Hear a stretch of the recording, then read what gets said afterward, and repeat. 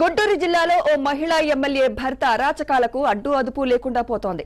తన real estate కోసం పొలం అమ్మలేదని ఓ కుటుంబంపై వేధింపులకు దిగాడు. పట్టాభిపురం పోలీసుల సమక్షంలోనే కుటుంబంపై దాడికి దిగడంతో పాటు వారిపైనే రివర్స్ లో తప్పుడు ఫిర్యాదు చేయడంతో వీరిపై అట్రాసిటీ కేసు నమోదు చేశారు. ఈ దాడిపై బాధితులు ఫిర్యాదు చేసినా పోలీసులు పట్టించుకోలేదు. ఎమ్మెల్యే భర్త అరాచకాలు, దౌర్జన్యాలపై బాధితులు కోర్టులో పిటిషన్ దాఖలు చేశారు. ఇదిలా ఉంటే ఎమ్మెల్యే భర్త వ్యవహారంపై జిల్లాలో తీవ్ర స్థాయిలో విమర్శలు వెల్లువెత్తుతున్నాయి.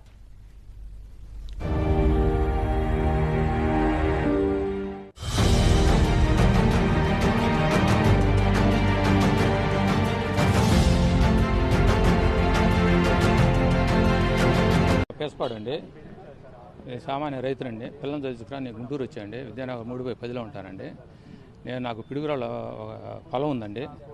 పొలం ఉంటే బ్రహ్మరావు టౌన్ చిప్పళ్ళు అక్కడ వెంచరేస్తున్నామని నా కాడికి వచ్చారండి. నేను 4 ఎకరాలు 90 సెంట్లు అమ్మానండి. పోయిన ఏప్రిల్ 4వ తారీఖు అగ్రిమెంట్ అయ్యానండి. ఒక చెక్కు పాస్ అయింది, 2 చెక్కులు బౌన్స్ అయ్యండి.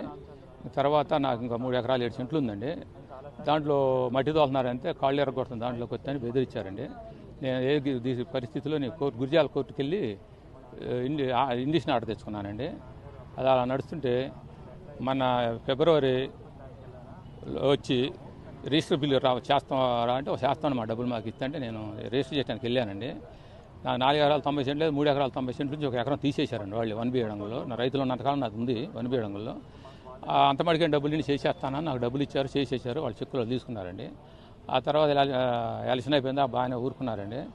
ఎలక్షన్ అయిపోయాక 1 నెల నుంచి హెరాస్మెంట్ మొదలుపెట్టారండి. మళ్ళీ గల్లా రామచంద్రరావు పుట్టినరోజు పండగకని మా ఇంటికి గిఫ్ట్గా ఆ 3 ఎకరాలు 7 సెంట్లు ఎకరం 30 లక్షల డబ్బులు ఇస్తాం చెయ్యి, లేకపోతే ఆయనకి గిఫ్ట్గా పుట్టినరోజు పండగ, లేకపోతే నీకు నా హింసలు పడతాం.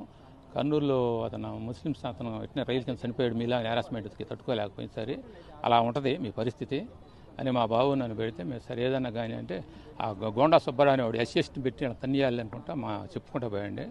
మన శనివారం మేము 1 గంటకి జేకేసి ఖాళీ ఖరీదు తీసుకొని వస్తుంటే మా బండికి గుద్ది మామూలు నా కొడక మీరు ఎమ్మెల్యే చెబితే మాట వినరని కొడుతుంటే మేము పారిపోయామండి. మా ఇంటి దగ్గరలో సీసీ లేనిదే మా ఇంటి దాకా వచ్చి అది సీసీటీవీలోనే వెనకపోయారండి. మేము వెంబడే మన లాయర్ గారు హరిబాబు గారు ఫోన్ చేసామండి. వచ్చేయండి తొందరగా అర్జెంటుగా అన్నాడండి. మేము ఆయన కాడికి పోయామండి.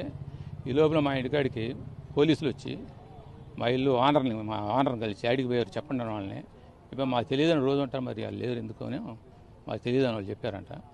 వాళ్ళు అరగంటకి వాళ్ళు ఎస్సీ/ఎస్టీ కేసు పెట్టామని ఏరే వాళ్ళ చేత ఫోన్ చేయించి నా కొడుకు ఎమ్మెల్యే కాళ్ళ మీద పడి